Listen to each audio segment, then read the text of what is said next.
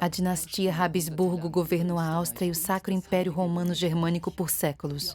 Sua ascensão foi caracterizada por sorte, resiliência e engenhosidade política. O ideal ao redor do qual o sucesso dos Habsburgos se consolidou, o Tu Felix Austria Nubi, teve início com os fundadores da dinastia. Entretanto, eles não se originaram da Áustria. A história dessa família teve início nas margens do rio Reno, provavelmente na Alsácia. A política dos Habsburgo, na época, foi tomar a maior quantidade possível de terras de baixa nobreza e integrá-las ao seu território. Do século X em diante, os Habsburgo se fixaram na Argóvia, que hoje fica no norte da Suíça. Os Habsburgo passaram muito tempo sendo vistos como os vilões na história da Suíça, mas hoje nem tanto. Aqui eles foram de baixa nobreza para governantes da Áustria e posteriormente de um império global.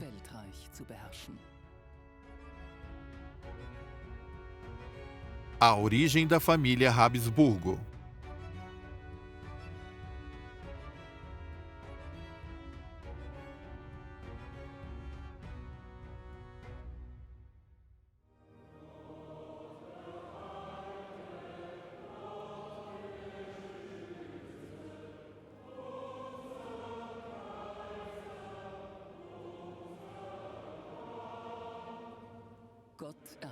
Deus salve a nós. Deus nos proteja.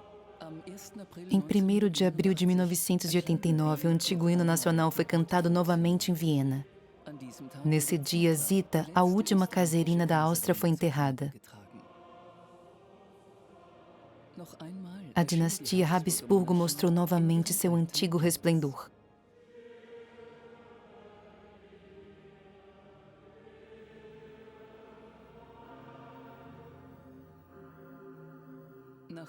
Após a missa, a procissão cruzou Viena, saindo da Catedral de St. Stephan e indo até a cripta imperial.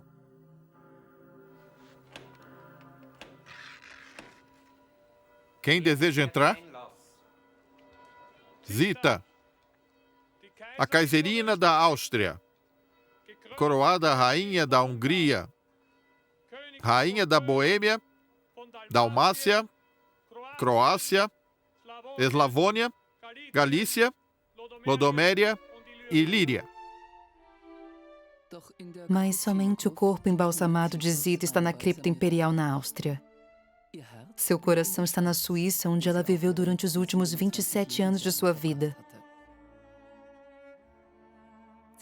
Zita e o Kaiser Karl foram levados à Suíça pelos ingleses quando a monarquia foi abolida. Em 1962, Zita finalmente se fixou aqui, passando os últimos 70 anos de sua vida de exílio em Zizers, uma cidade no leste.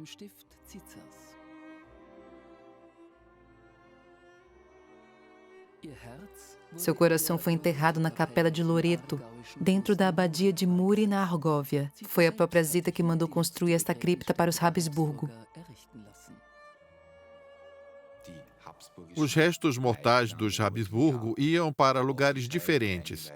Os órgãos internos iam para a Catedral de St. Stephan, os corpos iam para a cripta imperial e os corações iam para a Capela de Loreto de San Agustín. Por essa razão, decidiu-se construir uma cripta para a família em outra capela de Loreto, desta vez em um monastério em Muri. O primeiro enterro realizado lá foi o do coração do Kaiser Karl.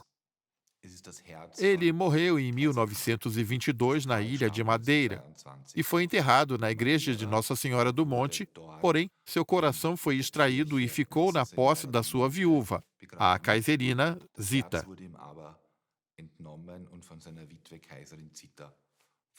Posteriormente, seu coração foi enterrado na Capela de Loreto, em Muri, em 1970.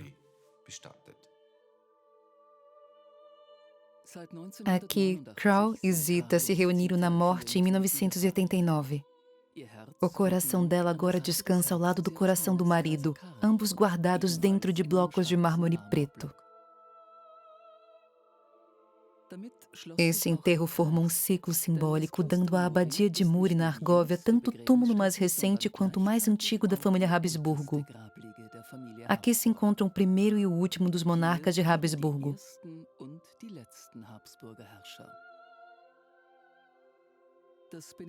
Essa abadia beneditina foi fundada aqui em 1027 por um ancestral dos Habsburgo, Radbot de Klettgau, e sua esposa, Ita de Lorena. No século XVII, a igreja de Muri foi renovada no estilo barroco e uma nave octogonal foi construída. Esse octógono no coração da igreja é algo único. Esta é a maior construção com um domo central na Suíça. Os restos mortais dos dois fundadores do monastério, Radbot e Ita, estão localizados bem em frente aos bancos do coral dentro da igreja. Otto II, o primeiro representante da família a usar o nome Habsburgo, bem como outros ancestrais dos Habsburgo, também estão enterrados nesta igreja.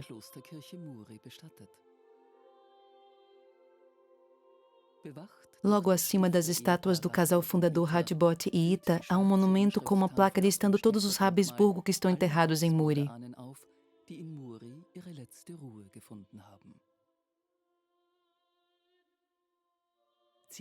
Zita foi a última monarca de Habsburgo a sair da Áustria e voltar ao lar de seus ancestrais na Argóvia.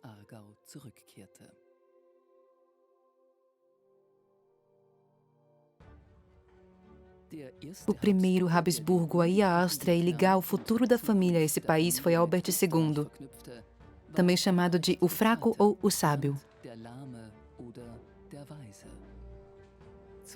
Apesar de seu pai Albert I ter sido o primeiro dos Habsburgo a acrescentar da Áustria seu nome, ele nunca fez da Áustria o seu lar.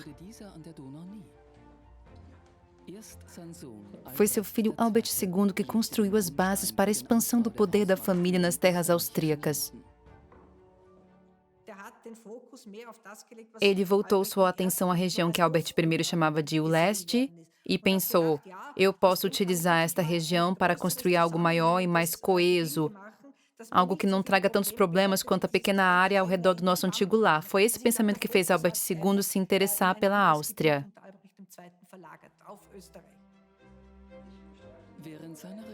Durante o seu reino, os Habsburgo fortaleceram sua presença nas terras austríacas, governando-a por uma segunda geração.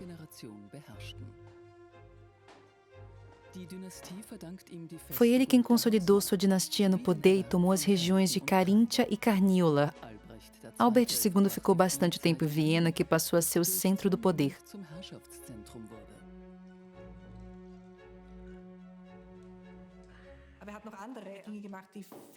Ele fez outras coisas que também foram muito importantes para a Áustria.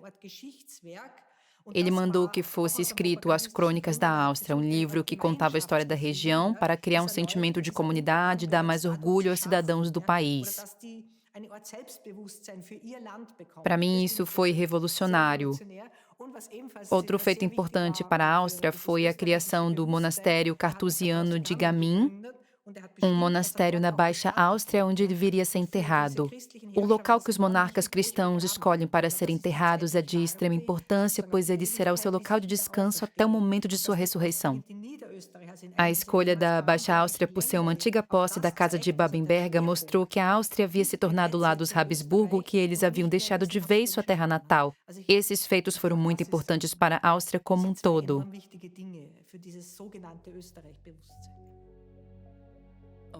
Em razão de um juramento, o monastério deveria ter sido construído no município de Malters, próximo a Lucerna.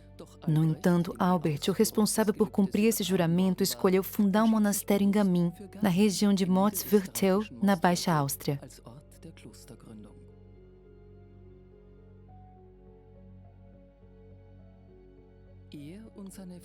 Albert e sua esposa, Joana de Ferrete, foram enterrados em frente ao altar da igreja que posteriormente foi renovado no estilo barroco.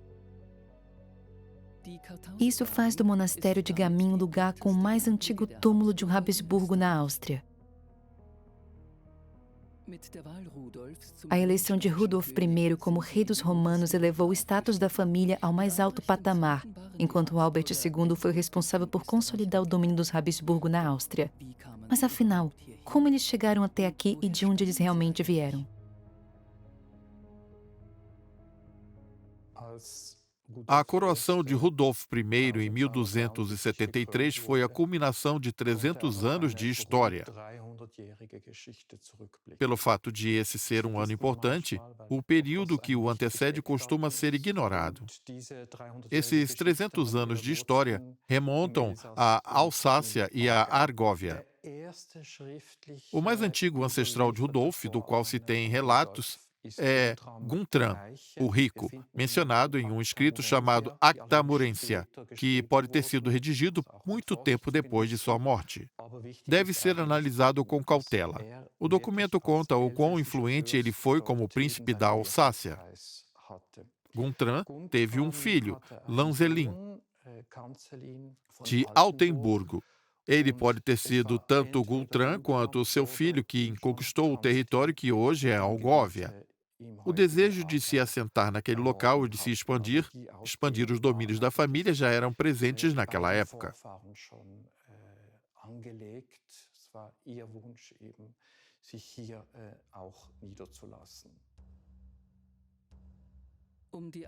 Para que conseguissem controlar a Argóvia e, acima de tudo, proteger suas terras e fronteiras dos países vizinhos, eles precisariam de um castelo. Um castelo era um símbolo de poder que podia ser visto de longe. Radbot, o filho de Lanzelin, foi quem assumiu essa tarefa. Acredita-se que o nome Habsburgo deriva da lenda de que um gavião guiou Radbot até a montanha Wilsberg, que considerou esse um sinal para que ele deveria construir ali a sua base.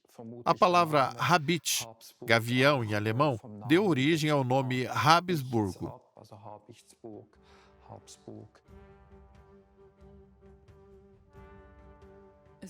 É difícil imaginar que a poderosa casa de Habsburgo teve origem em um castelo aparentemente modesto de mesmo nome. Porém, os Habsburgo tinham todas as ferramentas à mão para serem bem-sucedidos no futuro.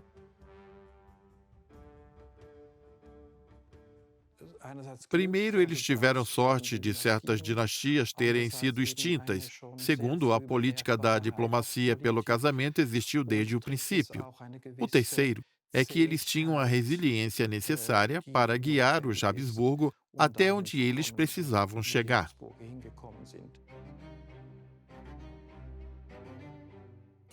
O primeiro passo na ascensão meteórica dos Habsburgo ao poder foi a eleição de Rudolf I como rei dos romanos em 1273.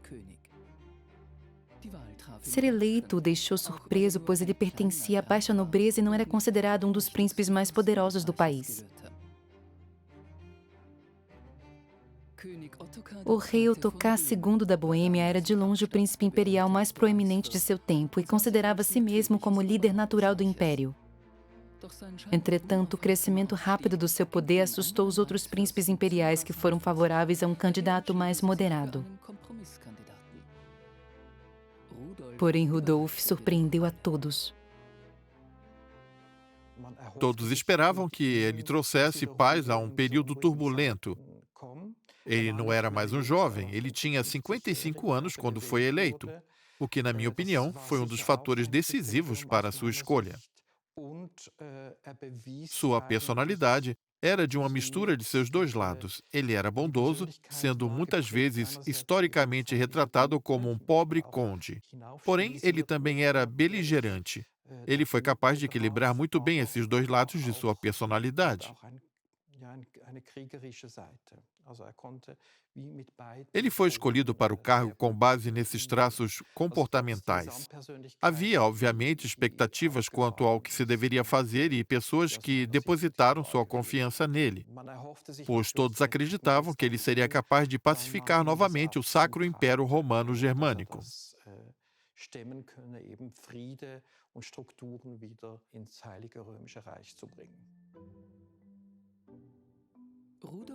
Rudolf era um diplomata habilidoso.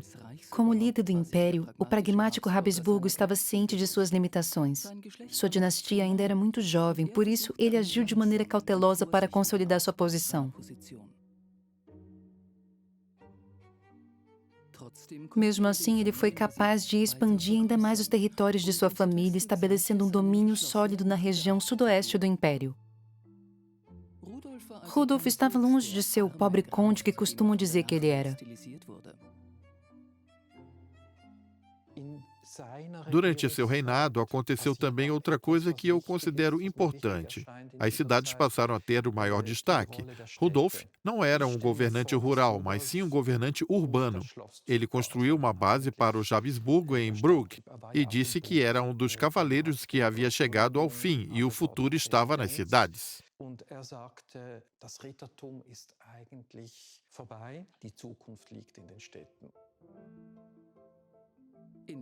Foram construídas fortificações no vilarejo de Brugg, que então passou a ter o status de cidade. Aquele local era vital para o transporte, pois ficava próximo à Ravina da Aire. Isso permitiu que eles controlassem o comércio e coletassem impostos. Brugg tem ainda hoje a mesma aparência que tinha na era medieval.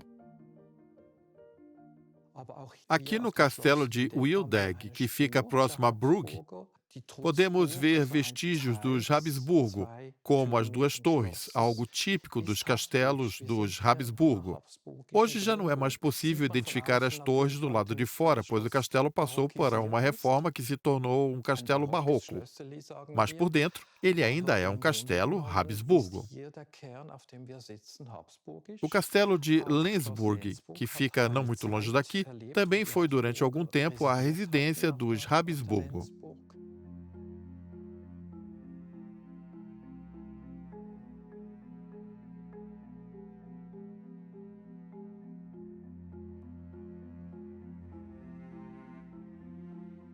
Os Habsburgo criaram sua primeira sede administrativa na cidade de Baden, na Suíça, que foi fundada em 1297. Baden tinha o status de mercado e de cidade, estando, portanto, autorizada a arrecadar impostos. O castelo de Stein ficava no ponto mais alto da cidade e foi onde os Habsburgo mantinham guardados seus arquivos.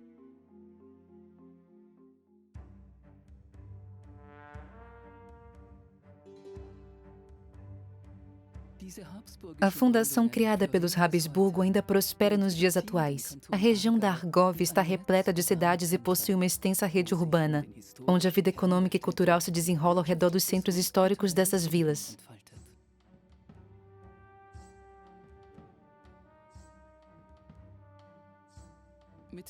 Com o crescimento dos vilarejos, Rudolf mostrou ser um rei moderno e progressista que talvez não fosse tão controlável quanto seus eleitores esperavam que ele fosse. Quando Rudolf de Habsburgo foi eleito como rei em 1273, ele entrou em conflito com o mais poderoso dos príncipes imperiais logo no início. Estamos falando, obviamente, do rei Ottokar II, da Boêmia, que desejava o controle das terras dos Babenberger. Estava claro para Rudolf que ele só teria poder total como rei se conseguisse neutralizar esse poderoso rival. Sua primeira manobra foi no campo político. Ele exigiu a devolução dos territórios que Ottokar havia anexado. Eles firmaram um acordo para que não houvesse conflito. Rudolf se uniu com praticamente todas as casas dentro do Sacro Império Romano Germânico contra Ottokar. Em Viena, Rudolf concordou em abrir mão do direito da herança que tinha sobre a Boêmia, Morávia e Silésia. Porém, ele conquistou as terras de Babenberger e as colocou sob controle direto do Império. Rudolf residia no palácio de Hofburg, em Viena, como o rei dos romanos, mas ele não era o duque da Áustria. Os Habsburgo ainda não tinham controle sobre aquela região.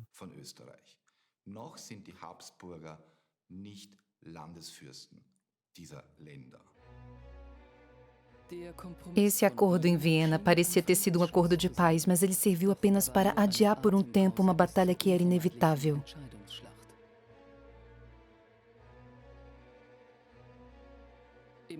Em agosto de 1278, Rudolf derrotou Ottokar na famosa Batalha de Mortfeld. Seu arquirrival foi eliminado. Rudolf executou na sequência uma manobra genial. Ele sabia exatamente o que era ou não capaz de fazer e sabia que não tinha poder o bastante para tomar as terras do seu antigo adversário. Tendo isso em conta, ele reconheceu imediatamente o filho de Ottokar como o novo rei da Boêmia e ofereceu a mão de sua filha em casamento ao rapaz. O ideal ao redor do qual o sucesso do Habsburgo se consolidou, o Tu Felix Austria Nube, teve início com os fundadores da dinastia. Após isso, Rudolf buscou consolidar sua posse dos territórios na Áustria e na Estíria.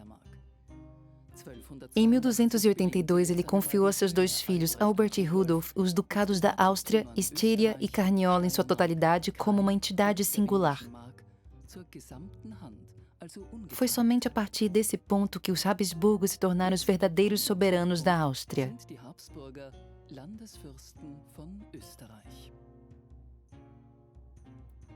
No entanto, o governo da família sofreu oposição. A nobreza orgulhosa da região não aceitou o governo conjunto dos irmãos. Por conta disso, Rudolf indicou seu filho mais velho, Albert, como único regente. O filho mais velho, Rudolf II, deveria receber uma compensação em dinheiro ou terras. A recusa em pagar essa compensação acabaria resultando em um caso chocante de vingança.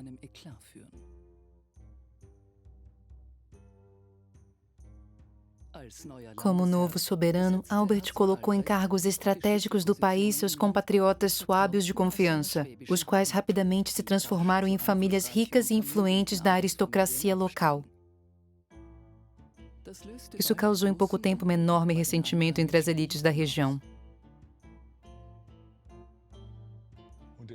A nobreza local não ficou feliz com a chegada desses estrangeiros que estavam tentando expulsá-los dali.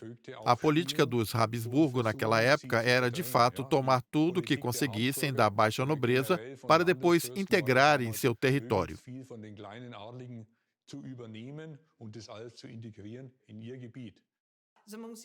Não é difícil perceber que alguém vindo da região que hoje é a Suíça fala um idioma diferente e tem uma aparência diferente. Eles eram imediatamente identificados como estrangeiros. O próprio rei Albert também era um estrangeiro em Viena. Precisamos pensar nesses reis como se fossem diretores de uma multinacional. Primeiro eles começam em Frankfurt, depois vão para Nova York e depois se mudam para Londres. Eles são estrangeiros em todos esses lugares, por isso o fato de Albert ser estrangeiro não causava incômodo em Viena. O problema estava em seus subordinados, aqueles que governavam em seu nome. O fato de serem estrangeiros causou revoltas.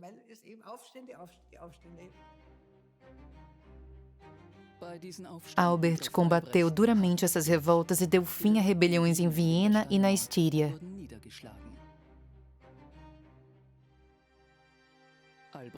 Albert se casou com Elisabeth de Caríntia e Tirol em 1274. Ela ascendeu politicamente ao lado de seu marido, tornando-se inicialmente a duquesa da Áustria e da Estíria. Ela sabia analisar a situação política de maneira genial e teve bastante influência sobre Albert. Elizabeth de Caríntia e Tirol recebeu uma educação fenomenal. Ela sabia ler e escrever, algo que ele provavelmente não sabia. Falava latim e era considerada muito inteligente. Ela também entendia de finanças e empreendimentos, vindo posteriormente a sugerir a construção de minas de sal em Haustaud. Também era quem administrava o império na ausência do marido, mostrando a confiança que era depositada nela. Os dois formaram uma ótima equipe, e enquanto ele era agressivo e perseverante, ela era uma mediadora que encontrava soluções após os conflitos, dialogando com os oponentes. Os dois eram uma dupla formidável.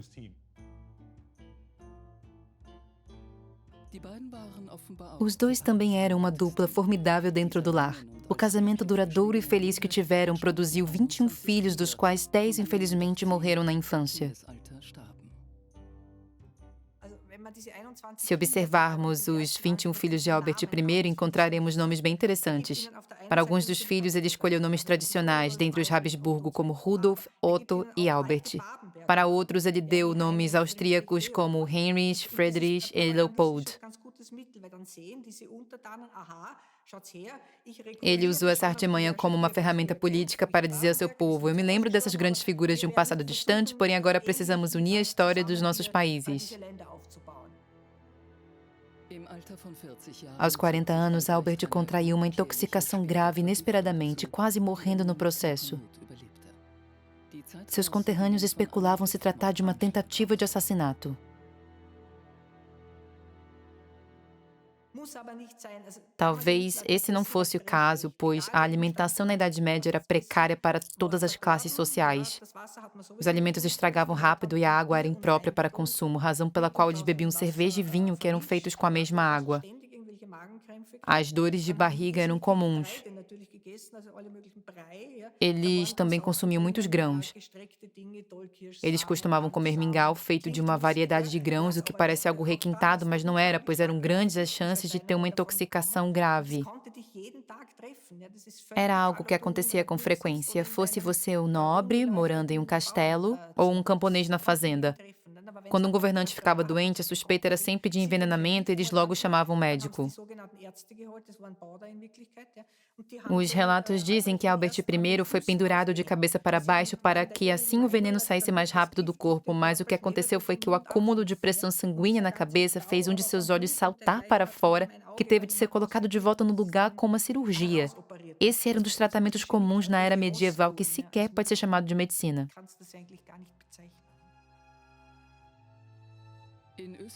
Na Áustria, a impopularidade dos Habsburgos gerou novas rebeliões. Concomitante a isso, teve início um conflito entre a Argóvia e a Confederação Suíça, que surgiu em razão de um tratado de defesa contra a expansão dos Habsburgo.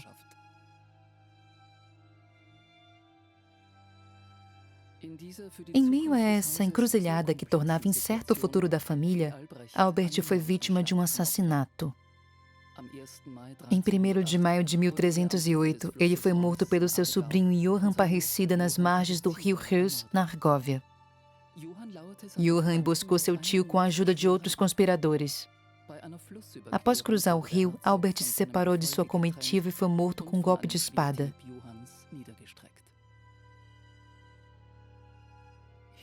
A motivação por trás desse assassinato a sangue frio foi o não cumprimento do acordo entre Albert e Rudolf II, o pai de Johann. O irmão mais novo nunca recebeu o que prometeram pagar a ele quando o forçaram a renunciar ao trono da Áustria 25 anos antes.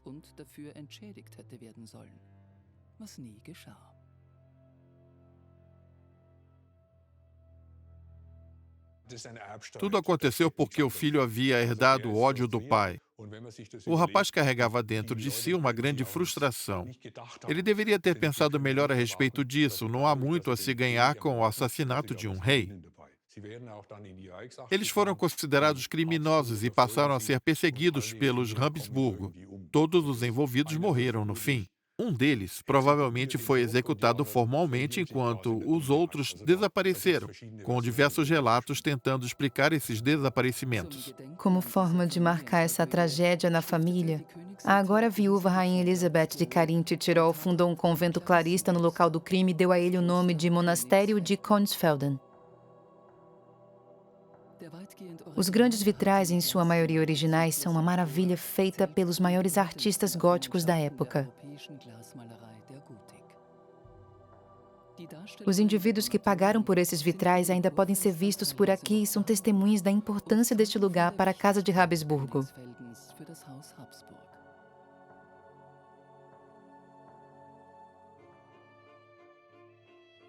Foi o filho do rei Albert que finalmente legou o futuro de sua família de maneira definitiva à Áustria e abandonou a Argóvia definitivamente. Ele ficou conhecido tanto como Albert o Fraco quanto Albert o Sábio. Ele recebeu uma boa educação, algo que eu considero muito importante. Ele sabia ler e escrever, algo raro entre os nobres da época, e também sabia falar latim. Toda essa educação é decorrente do fato de que não era esperado que ele se tornasse um governante por ter 3 irmãos mais velhos. Os Habsburgo costumavam colocar os filhos mais jovens na igreja. Ele foi bem mais educado porque os clérigos sempre receberam uma educação mais privilegiada, aprendendo a ler, escrever e a falar latim. Aos 15 anos, ele foi ordenado como bispo, um feito que seria extraordinário nos dias de hoje, mas era algo comum na época. Entretanto, o Papa não aprovou esse ato. Em seguida, foi decidido que ele deveria deixar o estamento do clero e ser transferido ao estamento secular para governar, pois todos os seus irmãos, incluindo Frederick e Otto, cada um deles responsável por uma parte do território, haviam morrido. Albert foi o único que restou, por isso acumulou todo o poder de seus irmãos. Quando Albert assumiu o poder, começaram a surgir os primeiros sintomas de uma séria doença que daria a ele a alcunha de o Fraco.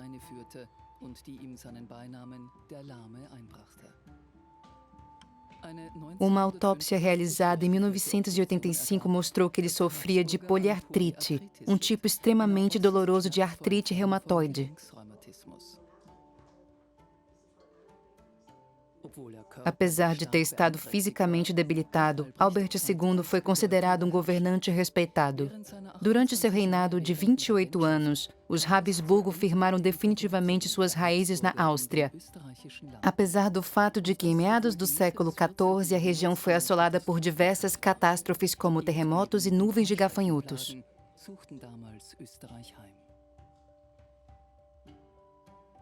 Algumas histórias dizem que não era possível enxergar o céu por conta das enormes nuvens de insetos que devoravam plantações inteiras. Depois disso, houve uma temporada de frio intenso com fortes chuvas que devastaram novamente os campos. Mas a maior parte dessas catástrofes foi a peste bubônica. Vários tipos de doenças se espalhavam por toda a Europa a partir da Crimeia. Ela chegou até a atingir a Noruega em 1349. Aqui ela teve início na Caríntia, uma região da Áustria, e depois se espalhou. Foi um período de tragédias. Albert II governou o país de maneira magistral durante esse período. Albert passou a ser um príncipe imperial admirado e respeitado. Seu longo reinado foi caracterizado por sua abordagem moderada, o que deu a ele sua segunda alcunha, o sábio.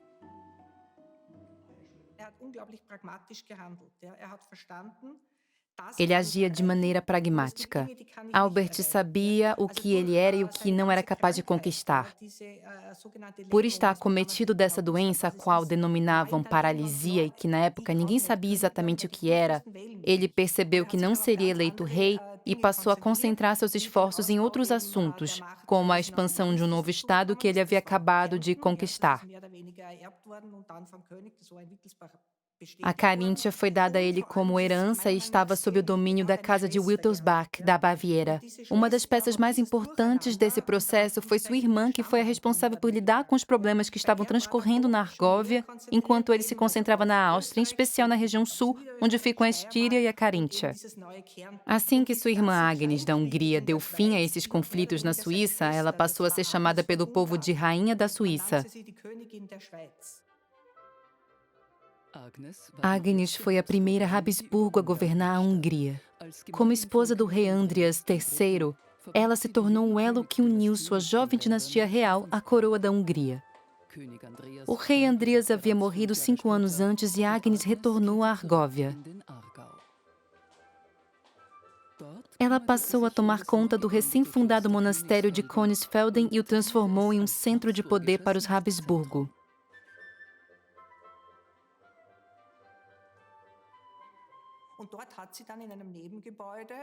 Ela passou a reunir sua corte tanto ali quanto em um outro local próximo.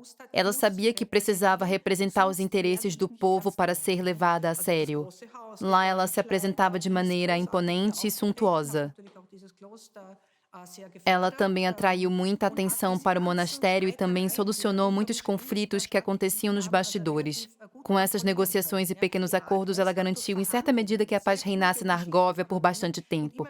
É por isso que ela era conhecida como a Rainha da Suíça. Ela foi uma mulher de muitas conquistas e também ficou conhecida por ser uma das primeiras mulheres da Idade Média a ter sua própria biblioteca.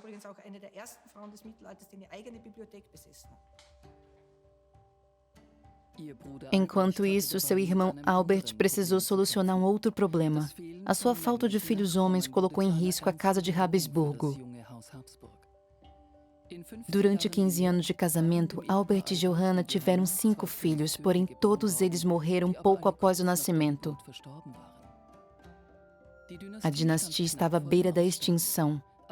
Uma peregrinação a Aachen foi vista como a última alternativa.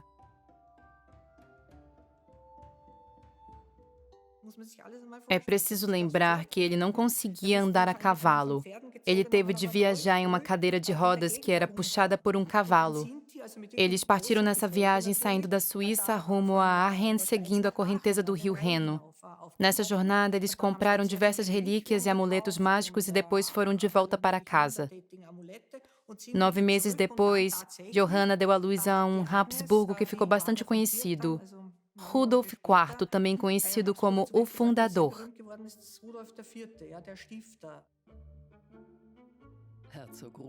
O Duque Rudolf IV foi o Habsburgo mais influente do século XIV. Apesar de ter vivido apenas 26 anos, seu reinado causou um enorme impacto político e cultural.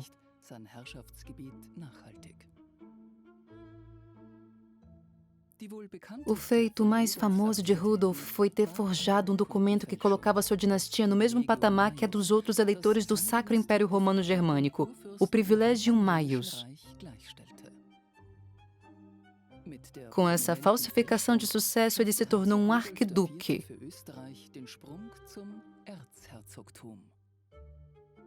O duque Rudolf IV herdou a esperteza política de seu pai, Albert II. Tendo recebido um país estável de seu pai, onde a posição dos Habsburgos já estava assegurada, Rudolf pôde disputar o jogo do poder com as grandes dinastias. O Kaiser naquela época era Karl IV, da Casa de Luxemburgo, o responsável por transformar a cidade de Praga em uma metrópole. Rudolf se casou com a filha de Karl, Catherine, e com muita sagacidade tentou repetir em Viena, a cidade onde morava, tudo o que o seu sogro havia feito em Praga. Karl havia fundado uma universidade em Praga, portanto, Rudolf fez o mesmo em Viena. Karl expandiu a Catedral de São Vitus, fazendo com que Rudolf pudesse transformar a igreja de São Stefan, em Viena, em uma catedral majestosa.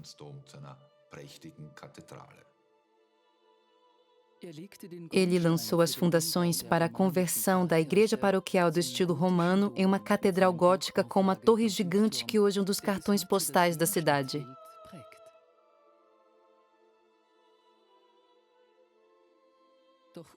Mas Rudolf não conseguiu ver a finalização do seu projeto. Ele morreu em 1365 com apenas 26 anos. Por não ter filhos, a regência passou para seus irmãos mais jovens, Albert III e Leopold III.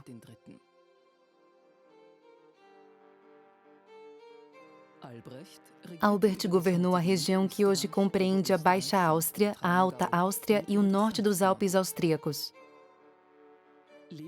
Leopold ficou com a Estíria, a Caríntia e Tirol, bem como os territórios dos Habsburgo que hoje fazem parte da Suíça.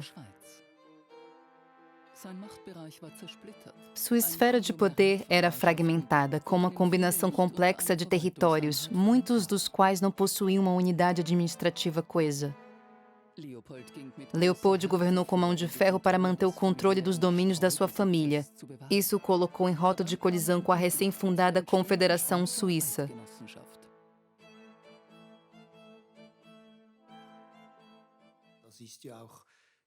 Um dos desafios que os Habsburgos enfrentaram foi como governar um território tão extenso. Esse problema ficou sem solução por bastante tempo. É por essa razão que os territórios ao leste eram mais importantes para os Habsburgo em termos de poder político. A Estíria tinha suas minas de sal e a Carítia arrecadava os impostos do tráfego do rio Danúbio. A Suíça e os países vizinhos não conseguiam fazer frente a essas operações. Esse conflito tinha motivações diferentes para cada um dos lados. O interessante é que, da perspectiva da história da Suíça, aquela era uma grande guerra pela liberdade. Mas para os Habsburgo, esse embate não tinha o mesmo significado.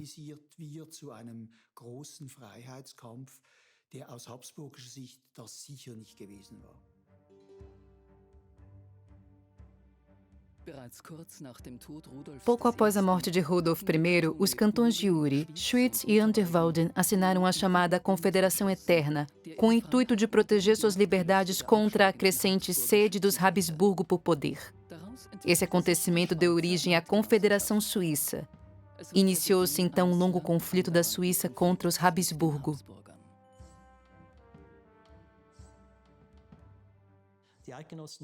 A Confederação Suíça foi uma construção singular e bastante especial na história europeia. É raro ver vilarejos e cidades rurais unindo forças para lutar contra a realeza, e é mais raro ainda vê-los tendo êxito. Esse conflito entre a Confederação e a Áustria possui contornos diferentes, pois a nobreza, nesse caso, os Habsburgo, questionava a legitimidade dessa confederação.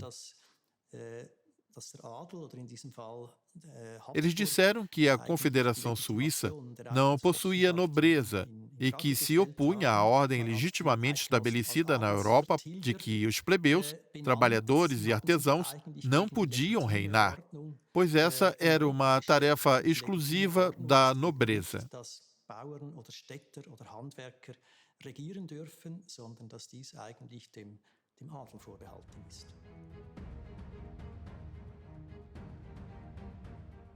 Leopold lançou uma campanha militar contra a Confederação e levou seu exército para a batalha contra as forças despreparadas da Suíça em Sempach, próximo a Lucerna.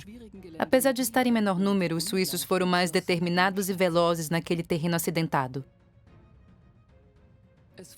O resultado foi uma derrota avassaladora na Batalha de Sempach em julho de 1386, onde um exército de camponeses suíços derrotou um exército de cavaleiros profissionais. O Duque Leopold III morreu em batalha. As consequências dessa derrota foram seríssimas para a Áustria. Houve a perda do controle dos Habsburgos sobre a Argóvia na Suíça e eles tiveram de se retirar dessa região, que posteriormente se tornaria parte da Confederação Suíça. Os Habsburgo passaram muito tempo sendo vistos como os vilões da história da Suíça, mas hoje nem tanto. A visão nacionalista de que os Habsburgo, os alemães e os estrangeiros são todos iguais não se sustenta hoje. Atualmente, o povo tem muito orgulho da participação que os Habsburgo tiveram em seu passado, e ele quer mostrar que a formação da Confederação Suíça não foi um processo simples e linear, mas sim uma culminação de diversos fatores. Os Habsburgo ainda estão presentes em Muri. Seus túmulos estão aqui. Eles ainda preservam parte da memória dos Habsburgo aqui na Argóvia. Aqui em Muri, uma jornada de 1000 anos completa seu ciclo. De seu início como uma família de condes até seu encerramento com os corações de seus últimos monarcas.